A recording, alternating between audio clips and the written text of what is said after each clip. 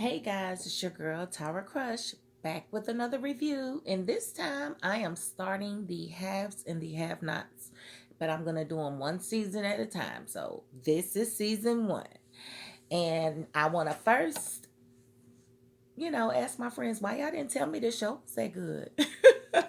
This show is really, really good. Okay, so if you haven't, hit the subscribe button for me and you will be entered into the drawing for $500. Thank you. Okay, so this show starts out, with basically this guy. Thank you, my love. This guy basically, his family, he's a judge. He's got a male friend that's a judge. He's a black man who is actually husband goals at first. But okay, so it kind of opens with them needing to hire a new maid. And the maid is there. She's beautiful, black woman or whatever. And, the wife is actually trying to get her to, Catherine is trying to get her to, tell on her other, her last family, because I guess she's a maid for, rich people. And she wouldn't do it. She said, well, I don't think I'm the maid for you. And so that was a test and she passed it. Well, she's happy. She's excited, you know. And then she actually runs into her daughter at that house, and she knows her daughter is conniving, evil, scheming, scammers. She's all of those things. And so she got really, really scared to tell. She didn't know what her daughter was doing there. So it made her scared to tell her employer that that's her daughter. Well, she was there with their daughter. And apparently they were both going to law school together. And Hannah, who is the maid, her daughter, who is Candace, is brilliant. She is brilliant and will make a great lawyer. But she's all the other things too. Well, Hannah didn't know why she was there. And, come to find out she's having an affair with the father. Yes. And not only is she having an affair with him, since she's friends with his daughter now, and she's got access to the house, yeah, she's blackmailing him. She wants $100,000 and a sports car. And he's like, what? And he calls her bluff. No, he wants to be governor. And she's like, no, you going to give me what I asked you for. So she goes to the, to one of the events and, basically blast him and stuff. So he was like, damn, we're going to have to do it. So his partner, who's a black man, actually gets the car and takes the money to her. Now, mind you, he is a man of integrity. He is married and he's a judge, but he doesn't, he doesn't commit adultery or anything like that. But his wife thought he was acting really strange lately, which he had been because he was trying to get all his stuff together for his partner. He's like Donald Trump's Cohen. That's who this dude is. He cleans up the messes and stuff. So he delivers the car, and the girl takes it and she's all happy thinking she don't want and things. And dude was being followed because his wife called her private investigator, and they took pictures and shit. She's like, who'd you buy a car for? Because it looks like it was the husband that bought the car. And she was like, nah, I didn't do it. Jim, he didn't, I can't tell you is what he said. He didn't tell her who, but he was like, I didn't buy her the car. But yeah, that was a whole thing. And their son is basically gay, and he is in love with Catherine and Jim's son, Wyatt. Wyatt is a heroin addict. And, Jeffrey, who is, Veronica's son, that's the mean lady, the mean black lady. You know, he's the counselor at the rehab center that, Wyatt goes to. So he done fell in love with Wyatt and things, and Wyatt is straight.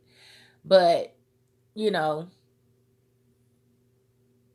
he doesn't really understand or know that Jeffrey is gay. Candace tried to tell Amanda and everybody else that Jeffrey was gay. And, she finally got Jeffrey to admit it to her, and they became kind of close friends.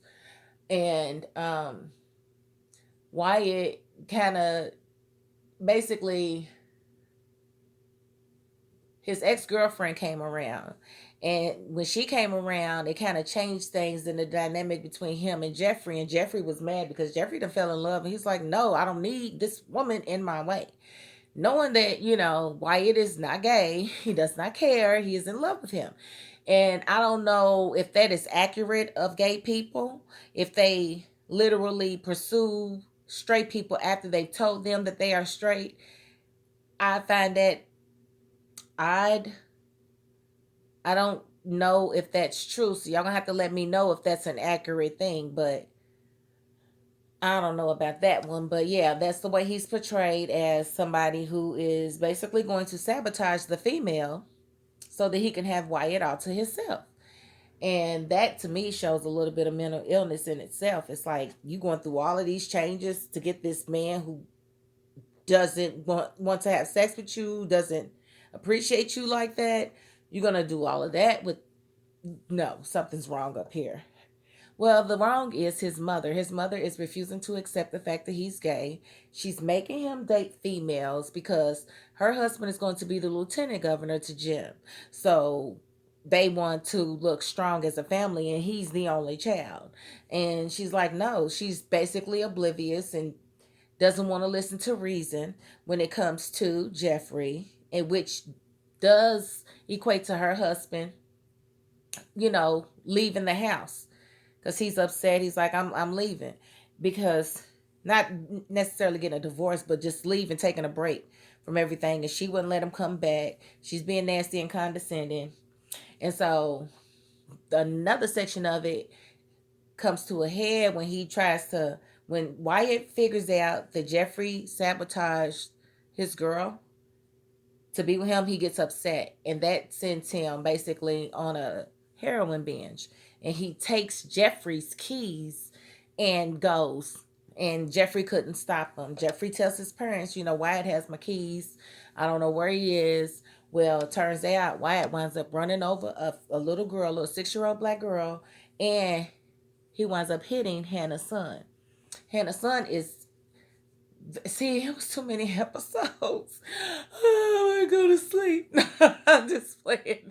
It's a lot of episodes. I'm sorry. I'm trying to get it all in there though. So if you've watched it, I'm trying to hit on everything. So I didn't take very many notes because it was 36 episodes, but I'll do better for the next few seasons. Okay, y'all just bear with me on this first one. Okay, so Hannah's son, very, very attractive. Ooh, he's something.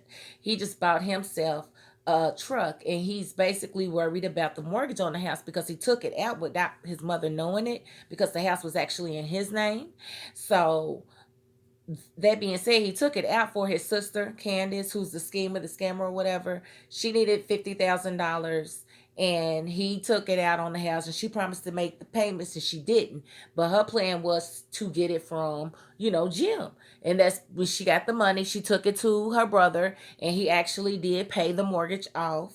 So the house was free and clear. But his mother had found out about it, and her heart was broke. She thought she was about to have to move, because the sheriff came and gave her a 7-day eviction notice. And then finally, Jim comes through, realizes Candace is not playing, and gives her the money. So they save the house, and everything is good and peachy. But later is when he's working, and he gets hit by this drunk high driver of Wyatt. And once he's locked up, it's not gonna be long before his daddy get him out, because again, his daddy is a judge, and they have millions and millions of dollars, and they are not going to let their children sit in jail, period. And that's what you call white privilege, and they have it, and they used it. Well, they have a daughter, Amanda, who is, Candace's friend. Amanda's she up in the head, and she done decided she don't want to be a lawyer because she ain't really smart enough to be a lawyer. And it's really challenging, and it makes her feel like a failure. But she admires Candace and her drive and her ability to do it and do well. And there's this, at this one point, she has a exam and she flunks it. But she had studied really hard, but she said she drew a blank when it was time to take the test. And so Candace coaches her to basically go and seduce, not really seduce, but flirt with the teacher. She dressed her, made her, her shirt low cut, and had her on a tight skirt or whatever, and had her throw her hair and stuff to the teacher. And teacher's like, yeah, you can get a makeup exam, show can. And then the teacher shows up at her house. She's like, why are you here? And he was like, yeah, you know why I'm here. Because he knew, because Candace actually met Jim on a website because she was a cowgirl. See, I told you I'm all over the place. I know. I know. I know. Thank you for bearing with me, though. I'm trying. So she was a cowgirl, so her profile was up. And that's how so he had actually, that teacher had actually been with Candace a couple of times. So he figured when he found out that they were roommates that, maybe she had a profile, he just hadn't seen it. So he assumed that it was a go. And when she wasn't ready to have sex with him, he pretty much took it. And that traumatized her. And if you know anything about schizophrenia or, mood disorder or multiple personalities, um, it usually happens after a traumatic experience. And that girl was very, very traumatized. She was a virgin. And she had her virginity snatched by a teacher who she's supposed to be able to trust. And so that kind of sent her off on the deep end a little bit, and she started having nightmares. And because she was having nightmares, she started stalking the teacher. Everywhere he turns, she's showing up. She's showing up. And then she goes into his house at night. He's in the bed with his wife. She's on the other side with a gun to his head, saying stuff like, she really wanted to kill that man. But then somehow it changes from wanting to kill him to wanting to kill her family, because she tells Candace that her grandfather left her money in a will, $12 million. And so Candace pulled some strings being in law school and got the will pulled, which was actually sealed and not supposed to be pulled. She got a copy of it. And so she told Amanda, you need to get your money. So you don't have to keep going to law school. You can pay your way through design school, because that's what Amanda really wanted to do. She's like, yeah, I think I will. I think I will. Well, Candace is basically, okay, so with her, she's bad, but she's good too. Her and her mother don't get along at all because her mother's mad that she took her child away from her. Basically, her mother, I guess, was raising her son, and Candace came and took him from her and won't tell her where he is. And, for the longest, Candace wouldn't tell her at all. Like, she wouldn't even tell her, in the hospital, when Benny went to the hospital, because that's Hannah's son, they got hit by Wyatt, Catherine's son, Catherine and Jim's son. So I just can't believe I am all over the place. I am so sorry, y'all. I do appreciate y'all staying with me if you are still with me at this point. But Candace, basically, she's got good in her. She's not as bad as her mother thinks she is, but her mother, has a skewed view of everything that happened and that was going on with Candace. Because when she needed to borrow that $50,000, it was because her baby's daddy had beat the mess out of her to where she was barely recognizable, and he wanted $50,000. He took their child and said, "If you don't give me $50,000, I'm gonna kill him." And she gets him the $50,000, and he tells her he killed him anyway, threw him off of her bridge. And so she had to live with that, and that kind of really, really hardened her heart even more. And so that's what brought her to the professor in the first place, when she realized who Amanda's Peoples was and things. No, actually, she met Jim first and then started, seeking out his Peoples. Found out his daughter was in law school and they became friends or whatever. That gave her a ticket into the house. And, Amanda's real naive. She's cuckoo. So she didn't pick up on any other signs and didn't even understand that, she was actually having sex with her father. Now, he came through with the car and with the 100,000, and then then Candace got a little greedy, because he came to the apartment at one point and they got to fighting, and they in the bathroom or whatever, and they see this pregnancy test. Well, Amanda had taken a pregnancy test, after the professor had raped her. She said she felt something growing inside of her, and the test was positive, and she didn't, Candace told her that it couldn't be positive. It had to be a false positive because you don't get pregnant that quick. She had the test like a couple of days after she had sex with the dude. Well, she, thinking my cat's trying to come in here. So she basically left the test on the sink. And when Jim and Candace got to fighting, the test was right there and he saw it and he just assumed that it was Candace's and that he was the father of the baby. And so she was just like, yeah, uh-huh. She said, I'm gonna use this because you're gonna give me some money. So basically she requested even more money. It was like 10,000 a month. She wanted her own flat, in Atlanta. She didn't want to stay there. She wanted to go to Atlanta, live in a skyrise, and she wanted him to pay for it. And she said the daycare would be closed and blah blah blah blah blah blah blah. Well, he ain't going for it. So this time, he decides to call his people because he's tired of being extorted by her. Imagine while she's extorting them, she was seducing them too. So they were still having hanky panky. They were still doing the oochie coochie. So, so she basically um, just figured that it would go the same way it did the first time. Mind you, his wife knows about it. She done told her that they've been having an affair, basically. And so his wife started calling the nine. Basically, she was the ninth woman that she knew about that Jim had sex with or whatever during their marriage. So she kept calling her nine, and I thought that was freaking hilarious. And long story short, Benny's in the hospital and he's on life support basically because he can't breathe on his own and his brain was swelling.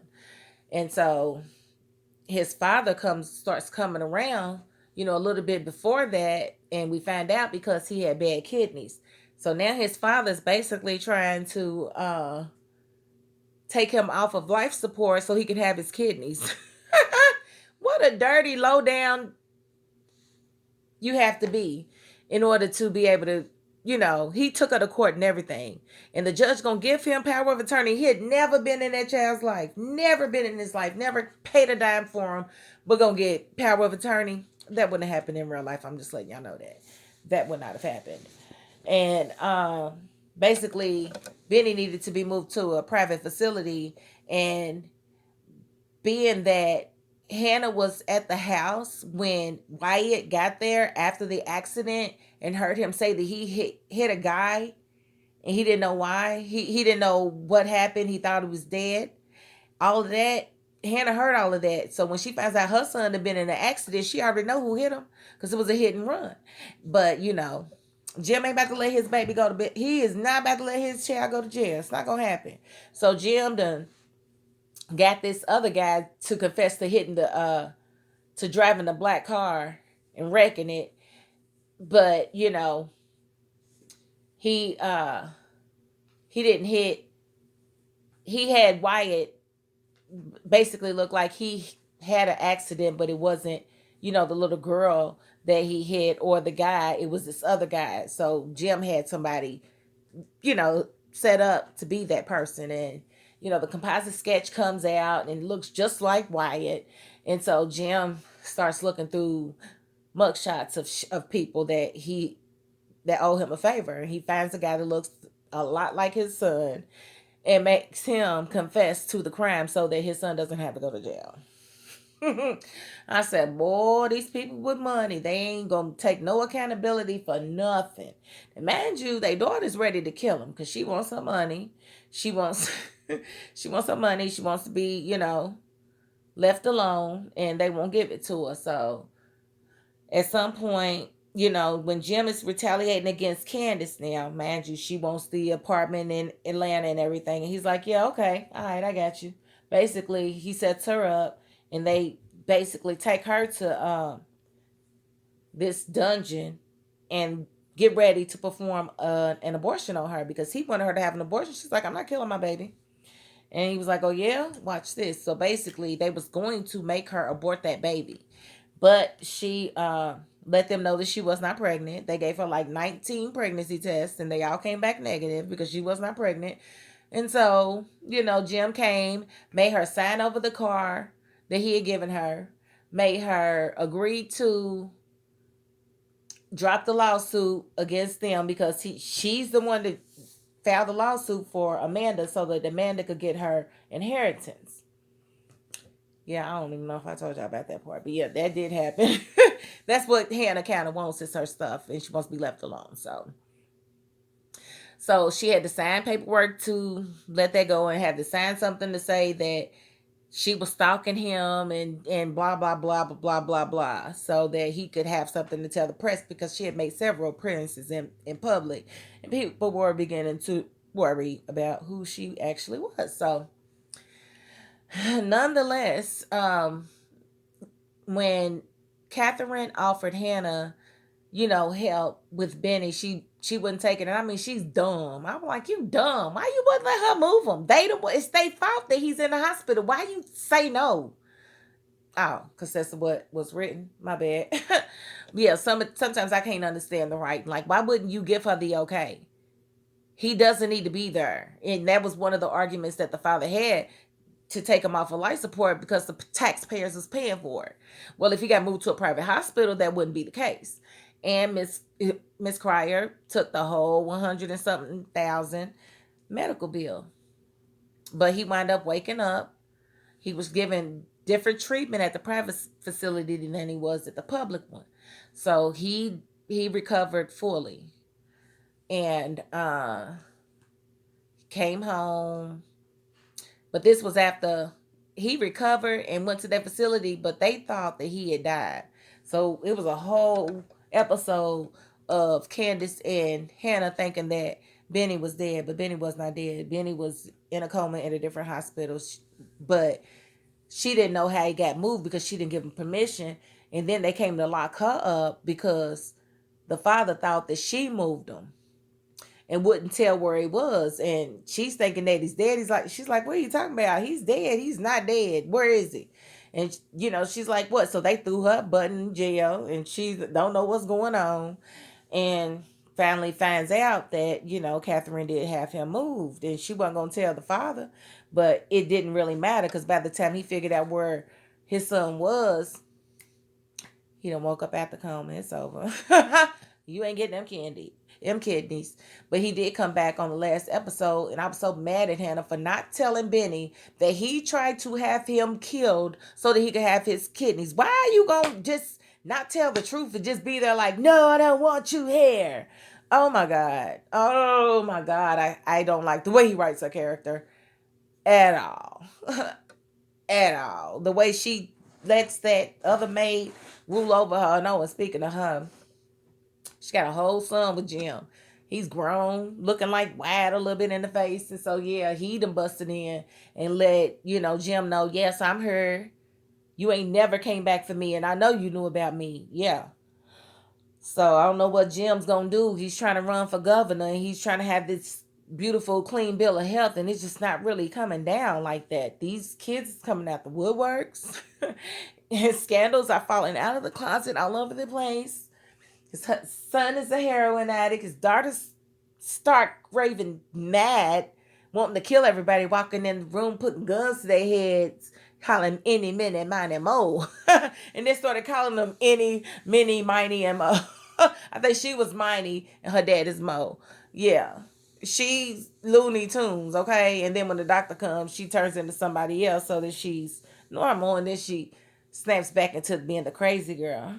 I was like, okay, Amanda, don't you shoot. But it ended with a gunshot going off.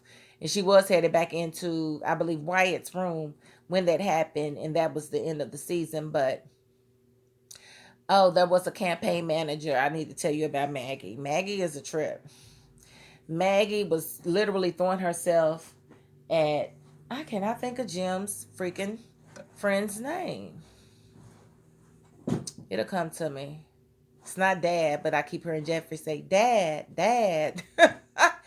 But she was really coming on to him really strong. And he's, like I said, a man of principle, never had an affair. So he was not feeling her, coming on to him. But, him and his wife, he done left the house, and, Maggie done went through the trouble of getting herself the room adjoining his.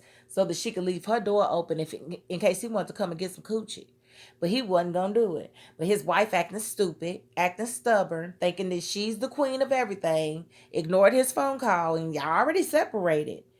You know, that's some pink meat over there, and he ain't been with nobody but you for over 20 years. Honey, you was not all of that. And basically, he left the house because she would not accept her son being gay. She keeps trying to make him be with females and, make appearances. And she's just like, no, you're going to do it until it's you. Yeah, I don't like her type of person. You cannot make nobody be and live the way you want them to live. Just because that is your child does not mean you get to dictate how they live their lives. It's your job to give them everything you can and support them when they leave. But it's not your job to tell them that they cannot live in their truth. That ain't what you're supposed to do, and you're going to reap some very nasty karma. Because remember, Wyatt wrecked Jeffrey's car. They can't find Jeffrey's car because she got it. So she's hiding Jeffrey's car. And that's part of the reason why Wyatt's getting off. Because they had already put a different black car. But I don't even know why they had to make that car a black car when the first car was black.